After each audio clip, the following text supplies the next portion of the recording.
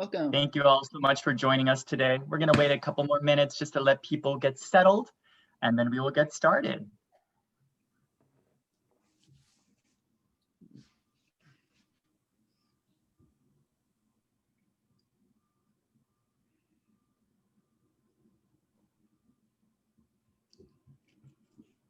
All right.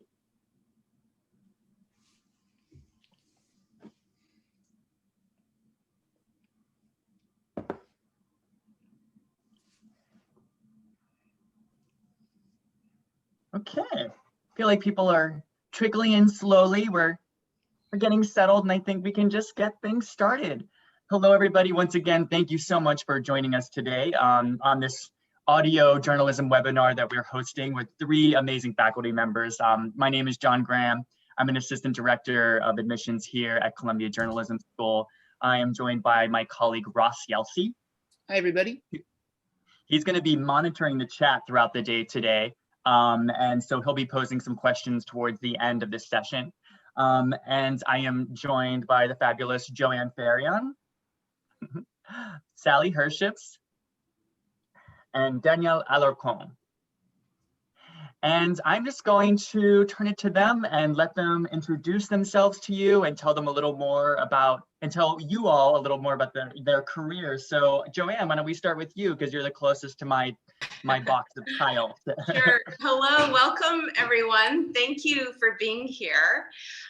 So I'm a longtime reporter. I started in radio, okay, I'm embarrassed to say, kind of, 1989. Probably most of you were not born then. At a talk radio station. I had an internship there. And then eventually made my way to the CBC. I'm Canadian Broadcasting Corporation.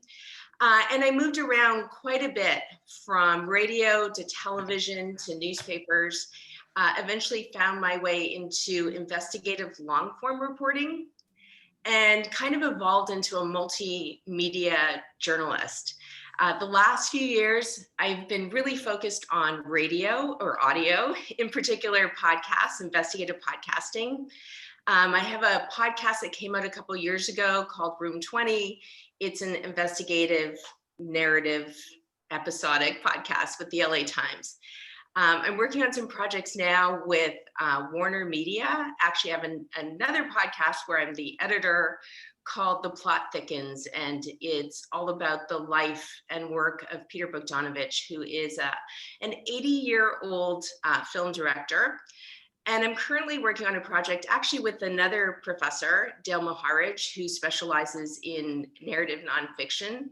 And it's actually about the life of Lucille Ball, which sounds kind of like odd. Why are we doing a podcast about Lucille Ball? But she's very much, I think, it's a strong female story. It's really about how she comes from Jamestown, New York, a small town, doesn't come from a lot of money, and how she, by sheer determination, makes her way to Hollywood at a time when women really didn't do the kinds of things that she did.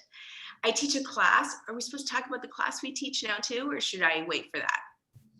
We will get to your class. Okay, so basically that's me at the moment. Perfect, thank you, Sally.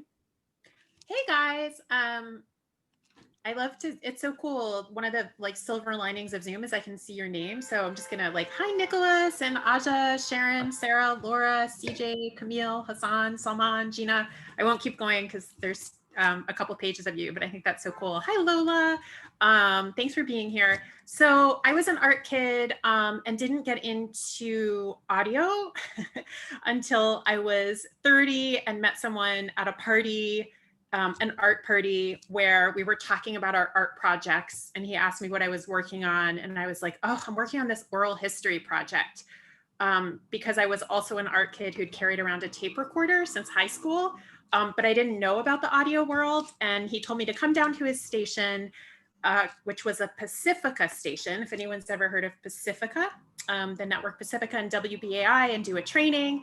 And I went down and did the training and realized that I was in love. It was like being hit by a thunderbolt.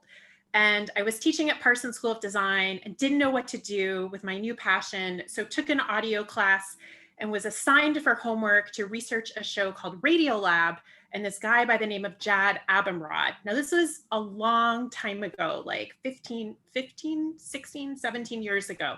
I'd never heard of them, the show, the guy. I called him up, I was on the phone with Jad, and just on a hunch, felt like this is a really good thing. And so I asked Jad, like, hey, does your station, WNYC, take interns? And he said, yes, you sound nice. Why don't you come work for us? And so I started interning at Radio Lab, and I went on. After that, I interned with the BBC in London, WNYC's newsroom, and that was a very long time ago. And since then, I've filed for all kinds of shows, Morning Edition, All Things Considered, the BBC, and I just finished a long form investigative podcast looking at President Donald Trump's 2017 Tax Cuts and Jobs Act for the Center for Public Integrity, and tried to hunt down and figure out who Stephen Mnuchin is, which was a lot of fun and also maybe a little disturbing. So that's me and how I got my start. Perfect, thank you. And Danielle?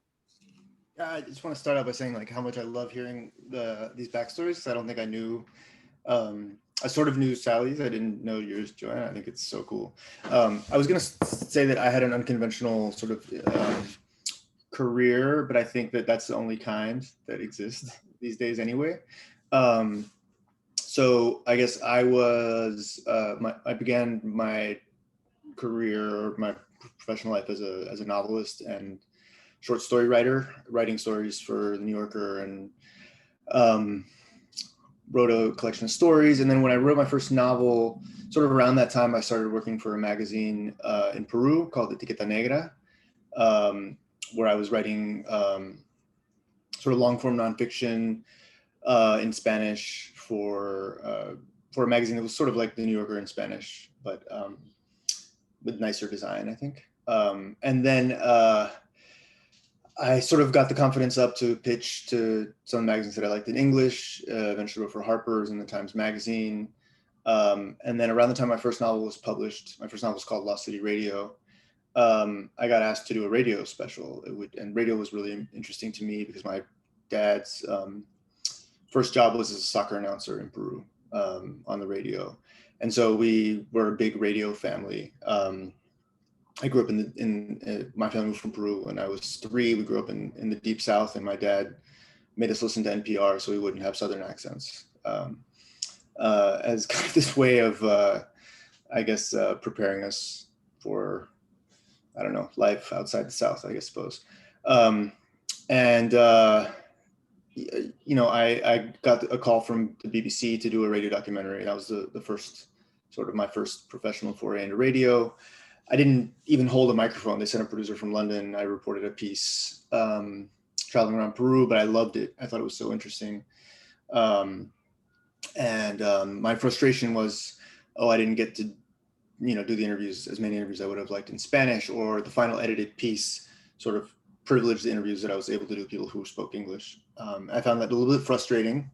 And so I just had that idea, like, what would it be like to have a space like that for narrative nonfiction radio in Spanish. A couple years passed, and eventually my wife and I, my girlfriend at the time, my wife now, we started a project called Radio Ambulante, literally in our basement in San Francisco. The two of us, and we got a couple of friends to join and help us out. And it was 5 of us at first. And now there's a team of more than 20 people. We have 2 podcasts. We had 6.5 million listens last year. We do a 30 episode season for NPR, and we have a new podcast called El Hilo, which is a weekly news podcast, kind of where we do one big story from Latin America every week. And I'm not the host for that. I'm just like editorial director for that. So anyway, I host and executive produce Radio Ambulante. In addition to that, I write. I'm a staff writer for the New Yorker and cover Latin America. So that's me.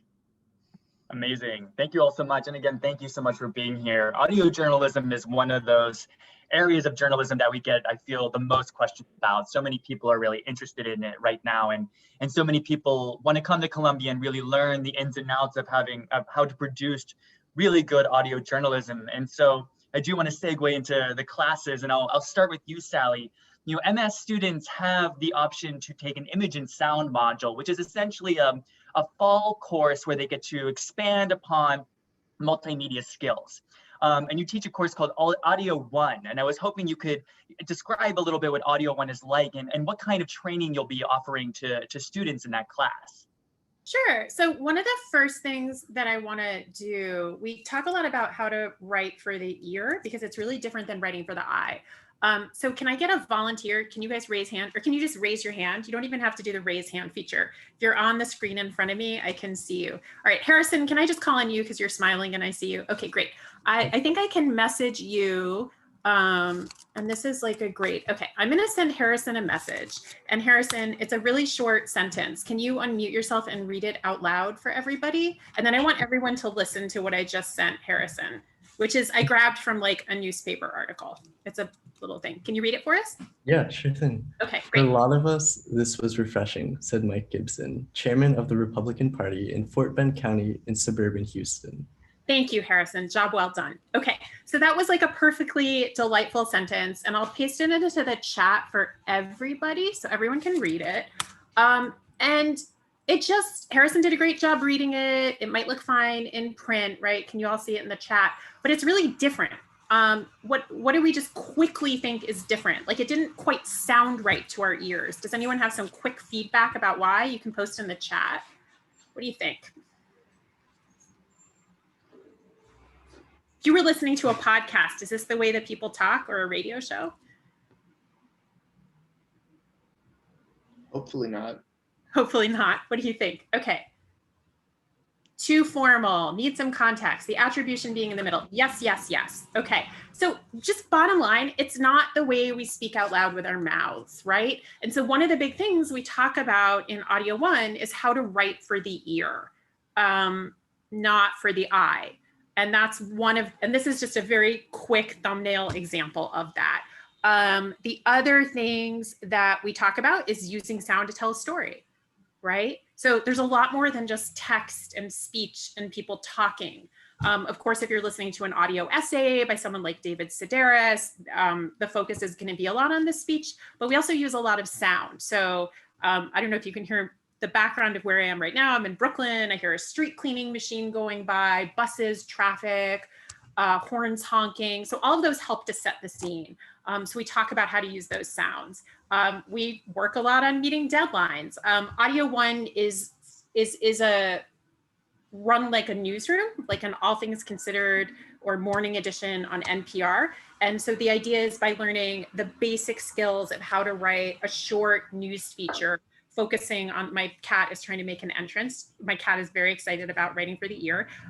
We learn you learn these basic skills, and then you can use them for almost any kind of audio storytelling. And I think that's the class. And we do 2 full broadcasts in a normal year. So we'll do 2 full shows. So students will be hosts, producers, editors, reporters, and so on. And that's Audio 1. Excellent. Thank you so much. Now that was Audio 1, so really talking about the logistics of, putting together an audio piece. And Joanne, you actually teach a writing module that's called Writing for the Ear, kind of a little bit of what Sally spoke about. Can you tell us more about that class and a little more about the kind of skills that students will learn in that? Sure. So in the second part of the first semester, you'll be asked to choose a writing class, right? A writing module. And some people might really want to choose long form. They want to write for magazines. Maybe you want to write for a news site and you can choose more of a news sort of base kind of writing, newsroom writing. And then the other choice you have several choices. So one of them is to just focus on writing for audio, right? Which is really writing for the ear. And as Sally talked about, it is a different kind of writing. It also forces you to think more about the way that you see things, right? Because in writing for the ear, you are the camera for your listener, right? It's a lot about scene setting, taking you to a place. very crisp writing, tight writing. You'll hear that a lot, right? We want to tighten your copy, not a lot of extra words. I know we use the word conversational a lot. Sometimes I try to stay away from that.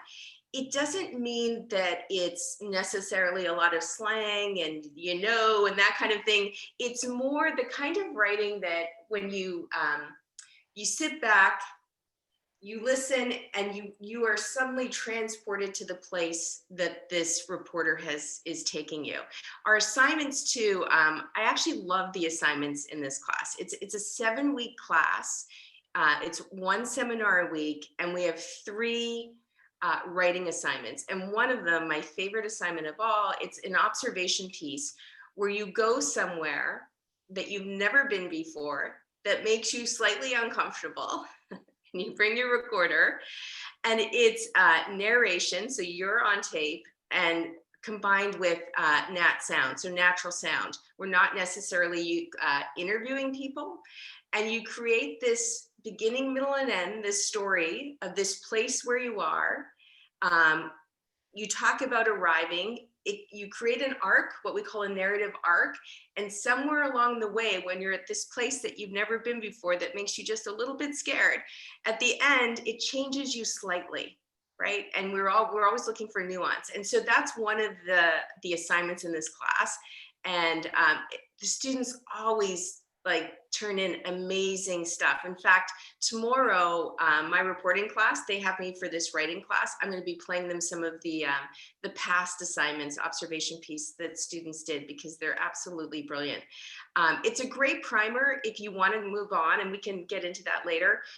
Some of the second semester classes, if you know you want audio, it's a great class to say, okay, now I kind of know how to write this way. So if I want to get into, take Sally's class or Danielle's class or my class later in second semester, you've got a really good foundation.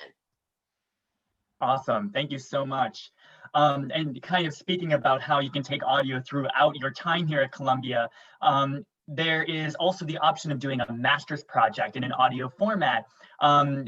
Many people, ask us questions about the master's project. It is typically, I think roughly 5,000 word, master's project. It's a reported story, but people have the option of doing it in a multimedia format. And if they want to do something for the audio, they need to take in an audio format, they need to take audio 1 as a prerequisite in order to do that. Can you all talk a little bit about who you work with and what you tell students and how you guide them along the process of doing a master's project in an audio format?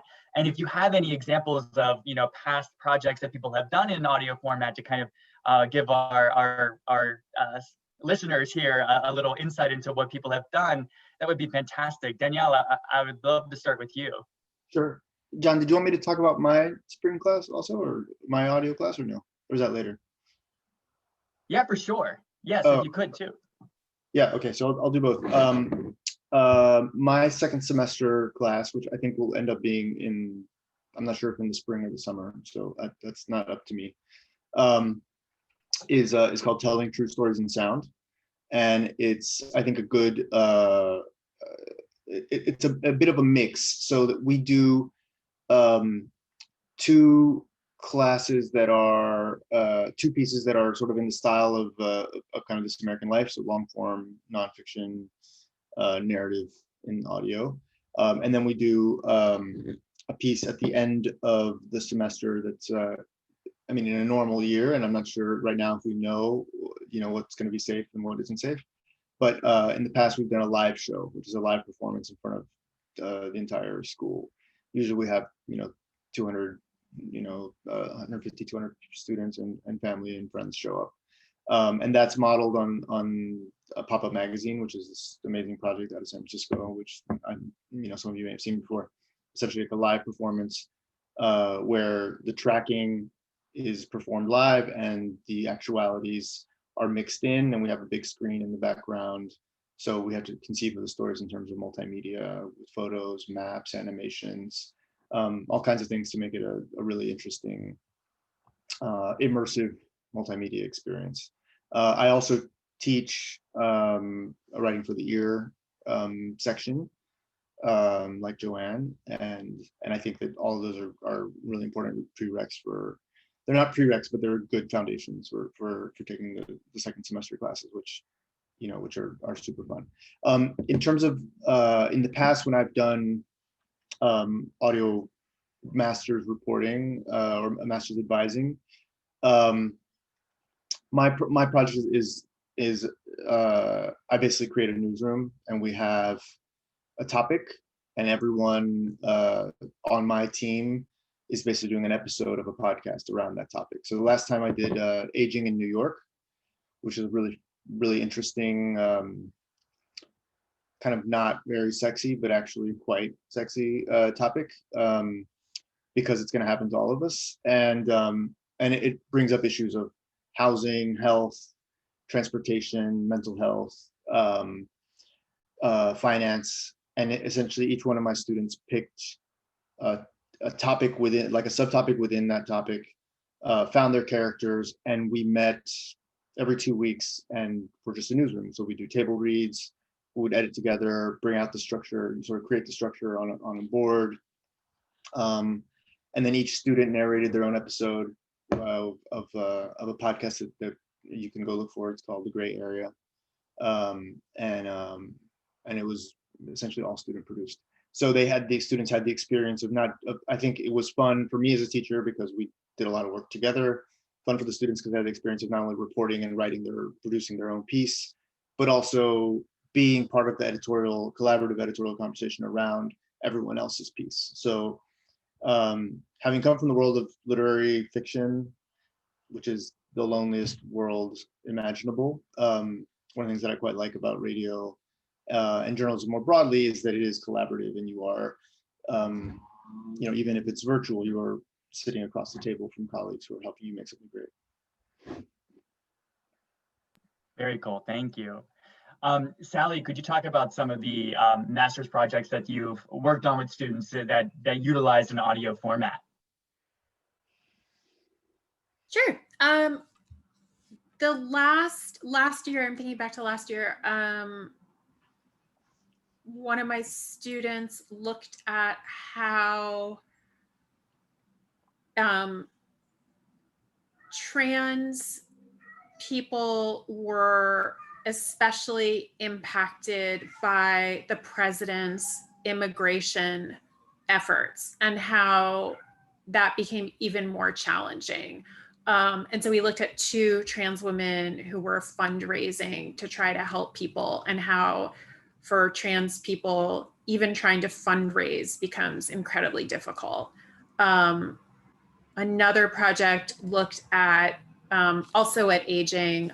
This was a student who was working on issues around LGBTQ and seniors, and how even in New York, which is a place which is perceived as incredibly liberal, LGBTQ plus seniors were faced with real challenges and fear when it came to finding healthcare. So I think those are a couple of the last projects. The project I'm advising right now with a part-time student, Masha, she is looking at how the Trump administration has put in place, is trying to make changes to the asylum process and what that means for LGBTQ asylum seekers. And so she's been focusing on one character and from Eastern Europe and sort of the decisions he has to make, which is essentially like never go home again and try to stay here through this potentially like this process where he may or may not get asylum. Should he stay illegally? Should he not? Or go home and face like the potential of an honor killing in his family? It starts to get very complicated. So those are a few of the projects that students have worked on with me. Thank you. And Joanne? So the last 2 years, I've been actually a multimedia advisor. So people who want to do audio, video, graphics, print text, or some combination of those. The student ends up creating a website where they host all of these different parts of a story. So for example, last year I had one student who looked at Border State Park. And I don't know if any of you have ever been there, or if you're from California, it's the most southwesterly corner of the US, where quite literally the border between Mexico and the US recedes into the Pacific Ocean. And there's this amazing park there. And it used to be where people who on both sides of the border could go and actually connect through the chain link fence, people who were separated because of deportation or whatever. But in the last several years, under President Bush, that changed. And now we have double layer, triple layer fencing. I'm sure you've heard lots about the border fence. This park still exists, but now it's just a little opening, right, where people go and meet. So I had a student who was, it's one of the most fascinating stories and parts of the country ever. So she was fascinated by this. And she did this whole multimedia piece where she created a timeline about when this park was first established, which was in the early 1970s. So she went through archives. So she had photos, text, she imported these archives, images, and then she went there. She traveled there over the winter break, and she got audio from people on both sides of the fence, and she put the audio over photos. That's one of my favorite things to do, is you do a photo slideshow with the audio. I love it. It can be so powerful. And then she also had text. She ended up getting a couple of great internships out of that project and jobs. She's still working on these issues now with her current internship. She just called me the other day. I worked in San Diego for a long time just because she's looking for some sources. I had another student the year before who had never done audio, actually hadn't taken any of the audio classes, and I highly recommend you do if you want to do a master's project, but she was very ambitious. And she did a project on how we lose language over generations, that she looked at, in particular, Chinese immigrants. And so when they first arrived in New York, she looked at families and how the first generation kept the language, but how many generations later do you lose language? And what does that mean? And how does that affect your relationships in family, right? And so she actually found this family that she interviewed, and she did a 9-minute audio piece.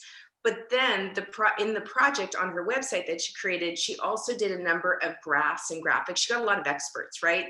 And explored this like issue in a more detailed way. The audio piece was more sort of the human emotional part of the story. And then her graphics and her text really focused on science. So those are a couple examples. I think I'm still going to be multimedia. I'm not sure. If I'm going to switch over to just audio. But anyway, if you're interested in combining the elements, that's sort of more of what I do. Amazing. Thank you. Thank you. Now, I always like to, whenever we are asking your questions, we like to have like the full arc of the year, and you're all explaining really eloquently how you begin with something that you kind of like are thinking about. You've got like a kernel of an idea. You can take it into a more like a larger project with a master's thesis. And then we have our 15-week seminar and production courses, which Danielle got us started with, talking about, some of the ways you can really hone in on like the expertise of, being an audio journalist. And all of you teach really incredible 15-week seminar and production courses. And so I would love to talk more about those, because those are longer, more, intense courses that students can take. And Joanne, I'll start with you again, just because I think this is a topic that a lot of people are really interested in. Can you tell us a little bit about your multicasting investigative stories class and the kind of audio reporting and storytelling methods that students will learn in that? So it's really a podcast class, fancy name for a podcasting class, and it's very focused on investigative reporting. So if you really want to do a deep dive and you want to dig it, that's what it's geared towards. So it's called shoe leather. Who knows what shoe leather means? If you guys raise your hands or say in the chat, anybody know what that term means? Okay. So it's an old-fashioned word for old-timey investigative reporting, where reporters would go and knock on doors and show up places. It's like, and the term is that you've pounded the pavement, you've walked so much that you wear out your shoe leather, right? I love that word. So our podcast is called Shoe Leather. Last year was the first class that it was offered. It's brand new. You can go listen to our podcast called Shoe Leather on iTunes or wherever you get your podcasts. And what we do is we look at, we pick a decade. So we chose the 90s, and we look at big stories that happened during that decade. They got a lot of media attention, but then somehow they went away, and we try to figure what happened to the people in the story, and then what happened as a result of that event. How did it change what came later? So for example, we had episodes last year, we had some true crime. We had the murder and beheading of a tenants' rights activist who actually was fighting Columbia University, because in the 70s and 80s, Columbia was buying up all these apartments in the neighborhood and displacing people, right? It really was the start of gentrification. So this guy gets killed in 89. There's a reason why we did him in the 90s, but he gets killed, literally beheaded, and his murder is unsolved. And so they do a lot of digging, and they actually get new information about this case. And so that's one episode. We did one on stolen paintings, a famous stolen painting that was never recovered. And what's shocking is how the reporters are actually able to find out something new. You dig up police reports, court records, you find people, finding people is a big thing in this class. So 15 weeks, the first 7 weeks, you're literally out pounding the pavement reporting, and you're recording the entire thing. You record everything. The middle part of the class, we start choosing, you're gonna hear the term selects, you pick your tape. Right? You start picking your tape and organizing it. We go into script writing, and these are really, like, I thought these were going to be short episodes. They're 30 minutes. Like, you write 20-minute scripts, or 20-page scripts. They're huge, and then you produce them. And thank you, Sally. You put in what tracking means. So you voice them with the microphone. You'll do several versions. It goes through all of these mixes and edits. We work with the sound designer from Gimlet, who helps, basically teaches us a little bit about sound design, and then he has one-on-one sessions with the reporters, helps them with their sound design, and then we release them. We do this in collaboration with Columbia Libraries. They host our website. They also host our podcast feed. They're incredibly helpful. And they also help us a lot with our digging and researching, because we use a lot of archives. It's amazing how much audio you can get, archival audio. I don't want to go on too much longer. This year, we're going to focus on 1975. And the reason, 1 year, and the reason we're focusing on 1975, it was back when, I want to say it was President Ford, basically told New York City that he wasn't going to bail them out. New York had a lot of crime, they were bankrupt, all these things were happening. And there's a big headline in 1975 that says New York dropped dead, New York City dropped dead. So that's going to be the title of our podcast. And it's all because right now we're kind of living through a similar time. I saw a poster in a window the other day. I took a photo that said Trump to New York City dropped dead. So I'm not the only one feeling this vibe, right? So we're going to look at 1975 and bring it up to the now, where crime is increasing. People are fleeing the city. But what does that mean? Anyway, that's it in a nutshell. Amazing, thank you. And beyond podcasting, there's also radio and learning how to work and thrive as a journalist in radio. And Sally, you teach a class called Radio Workshop. I was wondering if you could speak about the difference in the kind of audio reporting you do in that class and how it differs specifically from podcasting. Sure. I mean, the first thing I think is worth mentioning in the spring is in a typical year, it's really hard to choose because you have these 3 amazing classes. And I'm like, oh my God, I wish I could take Danielle and Joanne's class.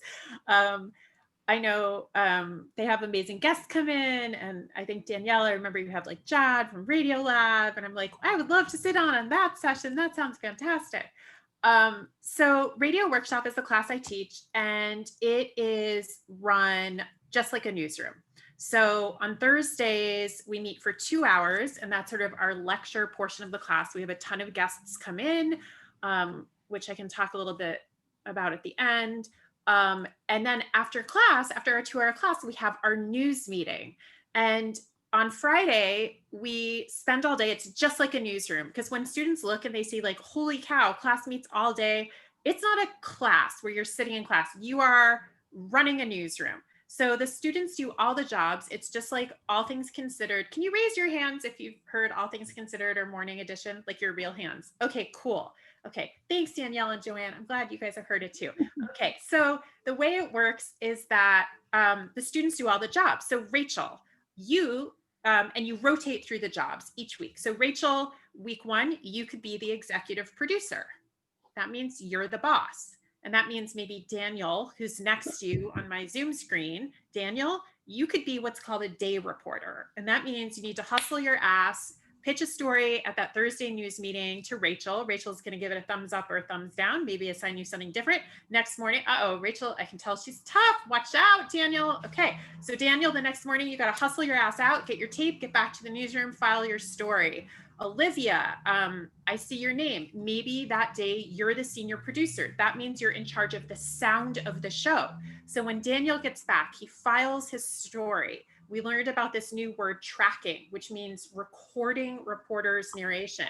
When Daniel records his narration, puts his story together with the reporting he's done, he's going to give it to Olivia, the senior producer. She needs to make sure the sound sounds good for the final broadcast. Lola, you might be the director in the radio studio. Ella, you might be one of the hosts.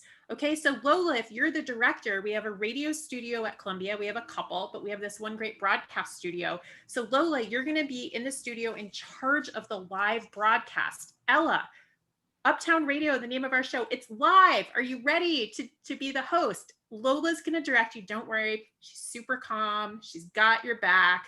She's going to be talking into your headphones. You're going to be great. Okay, so I won't go into detail about all the jobs, but you guys get the idea. So there's, like I mentioned, you rotate these jobs each week. Okay, and the idea is when you leave, you have the skills and the experience to walk into any newsroom in the country. And you've also gained a lot of the experience that you need to work on a podcast. So over the course of the semester, students work on 4 feature stories. They do 2 day stories, meaning there's quick turnaround. They host. So Harrison, if you're a host, that means you're going to do a host interview. And maybe Gabriella, sorry, I need new glasses. It's a pandemic problem. I haven't been able to go to the eye doctor yet. I'm trying to read. Gabriella, she might be a producer, which means she might be trying to help Harrison book a guest. And this is all happening really quickly. And one of my old students put it really well. He said, it's like going to the gym. You need to get the reps in. So by working on this broadcast, which happens every week, you get really good at pitching, editing, cutting down tape, booking guests, and turning things out really quickly. And so you're considering all the ideas, like how do I structure my story? How do I write my story? And you're doing it again and again and again, over and over, kind of like sketching, right? You're doing these drawings, these sketches over and over. And then we have guests come in for the critique. So we get guests from newsrooms and podcasts around the country, Planet Money, WNYC. Ailsa Chang, host of All Things Considered, is a graduate, an alumni, and took this class years ago, way before my time. So she came in 2 years ago when she was in New York. She's in California and made our day. So we hear from lots of really cool people. And I think that's Radio Workshop. Great, amazing. And Danielle, you spoke about telling true stories with sound, and there are so many stories to be told. And I think one thing that is interesting is the difference, and we've been talking about this, between the written format and the audio format. Do you have any insight for students about what makes for a good audio journalism story? Whenever you're thinking about, okay, I want to do this project, I've got this story, and I think I want to do something about it. Are there certain characteristics or qualities in a story that you feel like lend themselves really well to an audio format? And do you kind of discuss that in your class?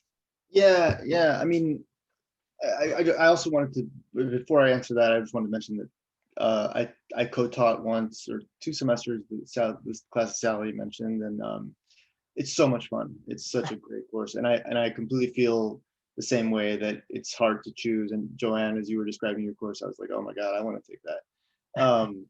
It's just like it's an embarrassment of riches, honestly. I think my course is pretty cool, also, and but we always have students, flip from one to the other, and I think that's just it's a great thing. It's a really great thing that you have these options. We spent a lot of time talking about what makes a good audio story. We spent a lot of time listening to tape and discussing what makes good tape. The kind of structure of my course is, we have a pitch session week 1. We have the next week, that day we sit around the table, we talk about each pitch for 15 to 20 minutes and sort of like refine it as a class. Students go out the next week, they come back with hot tape. Essentially the idea is like, bring us the tape that's gonna knock us on our ass and make us excited to listen to the rest of the story. And we listen to the tape, 2 to 3 minutes of tape, and then discuss sort of where that tape fits in and the structure of the story. And then the third week we have table reads, where we have a script, we have actualities, we play track tape, and then discuss. So no mixing, no music, no scoring, no design, just the story. What makes I think anytime you can have something exciting happening in front of your microphone in real time is exciting, which is why when Joanne was talking about the assignment for writing for the ear, where you have to go out and have the narrative arc of a journey into a place that is somewhat unknown and maybe anxiety inducing, I think is great.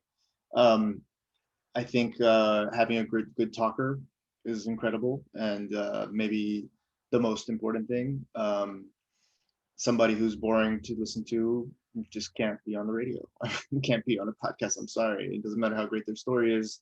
Write it up in print, because if they can't tell their story in a way, they don't have to be conventionally articulate, whatever that might be, but they do have to be exciting to listen to. They have to be funny. We talk a lot about what makes good tape, and I think we haven't lectures on that, where we listen to lots of examples, but I think essentially it boils down to things that you can say that are informational in your tracks quickly, you should say, and things that are tape that is human, surprising, funny, emotional. Those are the things you need to keep. For those of you who are soccer fans, I think of the journalist as being the number 10, the midfielder who distributes, and the tape has to be the number 9 who knocks the ball in the net. Anyway, I hope I didn't lose many of you with a sports metaphor, but it's very much about being you're not the star of the show necessarily, you're the assisting, and your tape has to be the star. And it's something that you hone over the course of the semester, which is why it's nice to have those 15 weeks. It's a nice long stretch. We don't start out slow. we jump right into it. We don't waste any time, but you do have the chance over the course of a semester to produce 3 stories, 2 that are kind of traditional narrative stories that go on the radio, and 1 where you have to sort of add the element of immersive multimedia, thinking about a performance, which is what's great. Amazing, thank you. All of these sound really, really exciting. Maybe I'll apply. No, I also, what we always try to do at the journalism school is really have especially in the Master of Science program, have a very practical curriculum where students are, developing clips and doing the kind of work that they hope will propel them to careers in journalism that they're aspiring to, and that will be, a thriving and rich life. And so I was wondering if you can kind of describe some of the audio-related career paths that some of our MS program graduates have obtained. Joanne, we'll start with you. So I'm so happy to talk about this because, and I know I also co-taught with Sally in Radio Workshop, which is, yes, I absolutely agree, Danielle, an amazing class.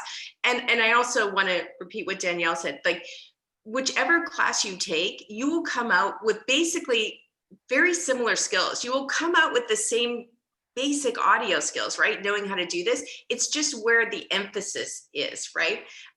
So you can't go wrong with any of them. But Sally, probably, I sounded like a broken record when we taught together, but I'm a big believer in, my brain thinks in terms of, okay, you go into a digital newsroom, all newsrooms are digital newsroom, right? Like, and I used to say that you could go into what used to be a newspaper, right? So we call it legacy media, right? Like, let's use the New York Times as an example, where now the New York Times produces some of the most popular audio programming, right? Like the Daily. And in fact, American Public Media a couple of years ago brought the Daily onto radio stations. You can listen to the Daily on radio, right? So all of the lines are blurred. And I love that, actually. I sort of came of age in the digital revolution in media and embraced it. And so my big thing is that when you take audio and you get this journalism degree, you can walk into, and I always used to say, you know, if you go to the LA Times, you can, not only are you going to be a journalist, but you may end up producing a podcast or doing audio. So that's to say that one of our students she took my Writing for the Ear class, she took Radio Workshop. She just got a job, her name is Shannon Lynn, as an audio producer at the LA Times. The LA Times newspaper is growing their audio department, right? They have podcasts, and they used to contract out a lot of their audio work, which I think is ridiculous, but now they're building their team in-house. So jobs potentially can be something like that, right? You go to what used to be a newspaper and you help build their audio team. Another job, so this podcast I'm working on right now, about Lucille Ball. And I should say, so Lucille Ball is I Love Lucy, the most popular sitcom in history that came out in the 1950s. Before that, she was like a Hollywood kind of movie star. And then she went on to be the first woman to run a Hollywood studio. But the story really is about her and her life, right? Being a pioneer. Anyway, there have been so many books written about Lucille Ball. So what are we going to do? We are actually using investigative techniques to tell Lucy's story. We're going back into the archives. We're searching like newspaper articles from the 1920s and 30s. We're getting archival audio. We're looking for, there was a rumor that she was married before she married Desi Arnaz. We're searching county records to find it. There is another marriage certificate. I mean, it's a ton of work. So one of my students from my shoe leather class, he's a part-time student. He's also an investigative fellow. He's in the Stabile program. We hired him. He's a lot of things. He's a researcher, he's an associate producer, and he's doing two things. He's combining his investigative skills. He's doing a lot of this legwork with his audio skills. He's also helping organize our tape. He's listening to a lot of the archival tape and then organizing it based on which episode it should go into. So there's jobs like that. Another student from my shoe leather class, she is working on a podcast at the San Diego Union Tribune newspaper. Same thing. They're a newspaper. They're doing a podcast about the border. It's called Border City. And she is an associate producer with that team. So I think the emphasis that I would put on when I'm telling students, these are the kinds of jobs, you're a journalist, right? You're a journalist first, but you have this other skill set that you can take with you, whether you go to legacy, what used to be a newspaper, whether you go to an NPR station, whether you go to, TV does this too. Television networks are creating podcasts all the time. So you have this set of skills that makes you more valuable in newsrooms. Perfect. Sally, any recent alums who you feel like have been thriving in the field of audio journalism or anything like that? Oh my God, yeah. I made a little list before our talk, so I don't know if it's just recent, but in terms of recent alums, I know like Danielle, two of Danielle's amazing students. I'm gonna mispronounce her last name. I'm so sorry, Danielle. Hiba, right? Is she now at the Daily? Is that right? She's Hiba El Orbani is at on Kara Swisher's new podcast. I mixed it up, but yeah, it was the New York Times. And then Lena Sansgiri, one of Daniel's other students, is a producer at NPR's Planet Money's daily podcast, The Indicator, which was so cool because I report for them and I get to go in and then I was like, Lena, you're producing me, amazing. And then I just have a random list, which I'll read in no particular order, just like my copy paste. These are just random, completely at random because the alumni office asked for this list. So these are alums from over the years. Ethan Lindsay is executive editor of news at KQED. There's a new podcast out by Eric Salat from 99 and Lisa Ammerman, 2000, narrated by Keegan Michael Key, amazing, called Drafted, about the NFL. Stacey Vanek Smith, co-host of Planet Money, Indicator podcast. Naomi Starobin, she's a grad from a long time ago. I don't have the year. But she was, I think, executive producer of news at WHYY in Philadelphia. Matt Collette, from a kind of recent grad, he was a producer at Nancy. Then he helped the Washington Post launch their daily news podcast, and now he's executive producer at Trump Inc. from WNYC. Sarah Wyman, from a few years ago, Radio Workshop. She was running Business Insider's audio team.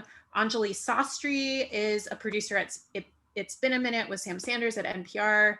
David Zah, producer of Spectacular Failures at APM. Stevie Hertz is a producer at The Intelligence and The Economist. She's from the past few years.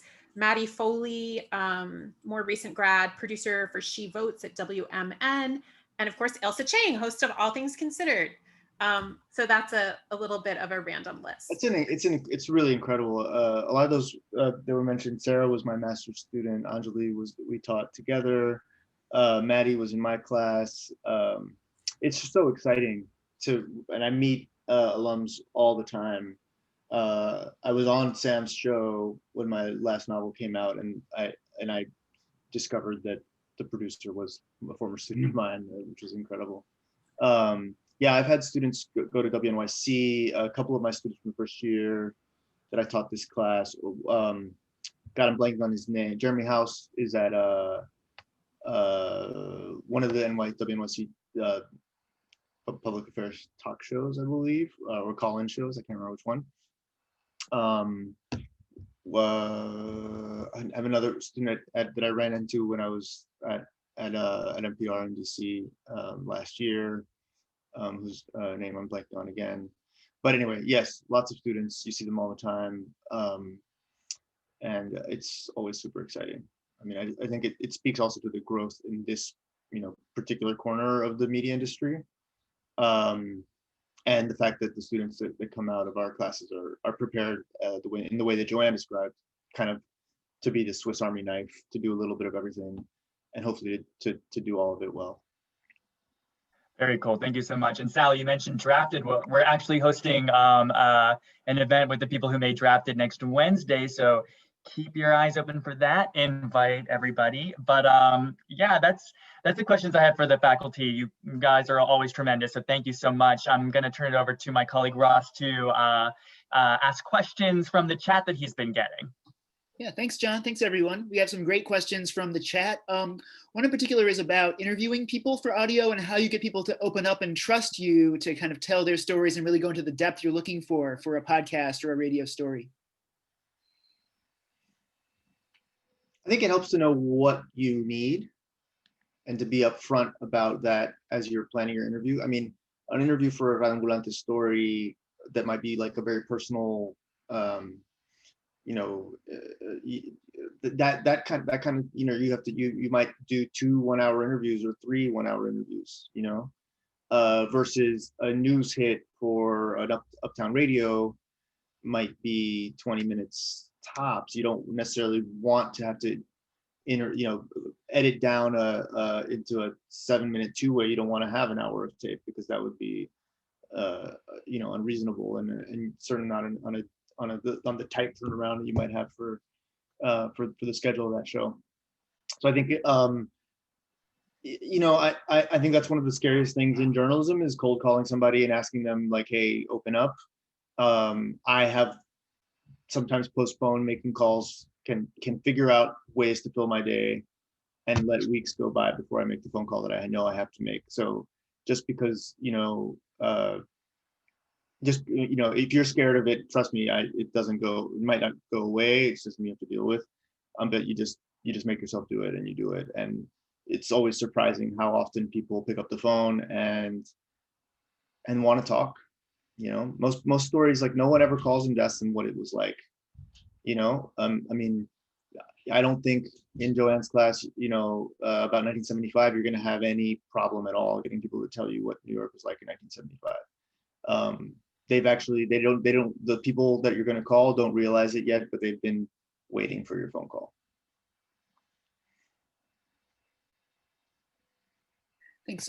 Sally, did you want to add anything to that about investigative podcasting or interviewing? Yeah, so I just finished up this series about President Trump, and one of the people I had to investigate was Steven Mnuchin, our mysterious Secretary of the Treasury. And so just to add on to the great advice that Danielle gave, sometimes it can be a numbers game. A lot of people are afraid to talk about Steven Mnuchin because he's the guy in charge of the IRS.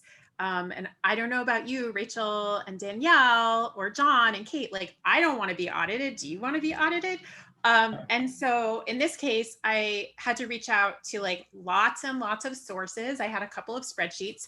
And so it was kind of a numbers game. And like Danielle was mentioning, like, this is the call that sometimes it can be finding the right person.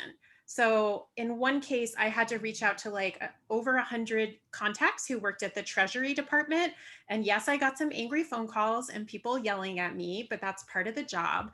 But then I found 5 or 6 people who were willing to talk. And they, like Danielle said, had been kind of waiting for this call. They were really, really upset by what had been going on. And out of those 5 or 6 people, I found finally the one guy, the guy who had worked every day with Steven Mnuchin and who was like, I will talk to you. And he couldn't stop talking. Like, we talked 3 or 4 times. And over the course of those conversations, we built up trust and kind of negotiated how we were going to handle using the tape. Understandably, he didn't want his voice to be on the podcast because he would lose his job. He's not at the Treasury anymore. He's a tax lawyer. But everyone, like, there are only so many people who are working on a daily basis with Mnuchin. And he knows that people in the know him, but he still, for legal purposes, he can't have his name out there. And so part of it's just like getting comfortable, right? The first time he was like a little standoffish, but then like the cork came out and he was like, let me tell you what Steven Mnuchin had for breakfast, which is a bowl of blueberries and a boiled egg on a silver tray, which didn't get into the podcast, which I'm so sad about. But also apparently the Treasury dining room, you just get your breakfast on a silver tray, but still it's kind of like a let them eat cake moment. So it's a numbers game. And like Danielle said, you have to get over, I'm afraid of everything. I'm afraid of climbing on ladders. I'm afraid of heights and small places and fast cars. The one thing I'm not afraid of is making cold calls. I just kind of love that, and doing man on the street interviews, although I don't like getting yelled at, but I do understand that most people don't like that. So you do have to get over that and just jump off the high dive. And if you keep at it, you can find people who are willing to talk. Thanks, Sally. And a follow-up on that about what happens if you're interviewing someone who speaks a different language than English? How would you go about facilitating that without infringing on their native language and trying to represent them as well as you can and as honestly as you can? I mean, I feel like maybe that's a better question for Danielle or Joanne, both of whom who've done way more of that. I mean, I've done that, but I feel like we've got 2 pros here. So. So my podcast, Room 20, was about a man who spent 15 years unidentified, unconscious in a nursing home. And nobody knew his name, and they called him 66 Garage. Long story about how he got that name. That sort of gets answered in the podcast. And what they knew about him was that he was probably an undocumented migrant from Mexico. And anyway, he's still at the nursing home. He's been there since 1990. So the whole podcast was my journey to find out who he was. Who was he? How did he end up there? And was he in fact conscious? And so most of my reporting was at the border and all of this. I don't speak Spanish. I'm Canadian. In Canada, not the second language, we're a bilingual country. It's French and English. I'm embarrassed to say I've lost 90% of my French, but you basically grow up, you learn to speak French in school, and French is everywhere, not Spanish. And again, I feel horrible as a reporter, especially in Southern California, not speaking Spanish. And so many of the people, I mean, I literally interviewed people whose Spanish was their first language and who spoke very little English. And it's amazing how you can communicate. I often would find people, usually a family member that they had, who would agree to be part of the conversation and literally translate in real time. That was sort of the majority of my interviews, having someone do that. I ended up spending nearly 2 years in this man's nursing home room. That's why it's called Room 20. And I used Google Translate. Literally, I would type in what I wanted to say and I would play it on my computer. I tried to learn a little bit of Spanish. The other thing too, when it comes to fact checking and actually using tape, so you think that somebody has said this, but you don't really, I don't know. So we did, when everything was produced, we brought in people who were bilingual and fact checkers, and that sort of helped in terms of using the tape. But I don't recommend it. I mean, I think the more languages you speak is the best case scenario, actually. But that's how I kind of dealt with that. Yeah, I mean, I would add that I do most of my work in Spanish. Most of my reporting is from Latin America. And obviously Ambulante and El Hilo are Spanish language shows. There's a reason for that. I think radio with voiceover isn't quite the same. For our students, I mean, I think particularly for the live show, one of the reasons why I like the live show, and I hope that, health conditions permit us to do it again, is because you can overcome language barrier with the screen. So we had several students, and I know a large percentage of the student body is international. Some of the stories, some of the communities that they have access to, that you have access to as people who come from different countries and have different cultural backgrounds and linguistic backgrounds, are underreported communities that we would love to get stories from.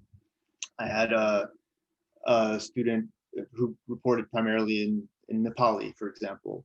And because we have a screen at the live show, she was able to play the tape so you could hear the emotion in the people's voices, and her sources were really able to come alive, and you have the translation running along underneath. And that works really well. I mean, it's the same thing that Ambulante, in normal times, we do a tour every year or two, where we do a live show, here or there, and we've done some recently. Before the pandemic, we did one in Brooklyn and one in DC, and we used the exact same thing. So we have animations, we have subtitles on the screen, and it works fine, and it's very sort of open and inclusive to people who don't speak Spanish, but for those who speak Spanish, you get to still hear, the emotion in the voice, and the kind of all the things that the voice tells you that isn't the transcript. So yeah, I mean, that's the way we work with it, and I think the screen at the live show is really what helps sort of break that barrier. Great. Well, I think we're hitting 1 o'clock, our end time. So I think for the chat, we can follow up with some questions. I put our email, apply.journalism@columbia.edu there, so you can follow up with us if you want to ask us further questions after this event. And I'll turn this back over to John. All right. Well, Joanne, Sally, Danielle, thank you all three of you so much for speaking with us today. This was incredible, very insightful. Your classes sound incredible. The work you're doing is really fascinating. So thank you for sharing that with our listeners, and thanks everyone for attending today. Ross put in the link for all of our events we're hosting throughout the fall. We'll be hosting tons more. So definitely, stay on the lookout, and we hope to see you in another Zoom session very soon. So thank you all so much. Bye-bye, everybody. Bye. Thank you. Have a great day, everyone. Bye-bye.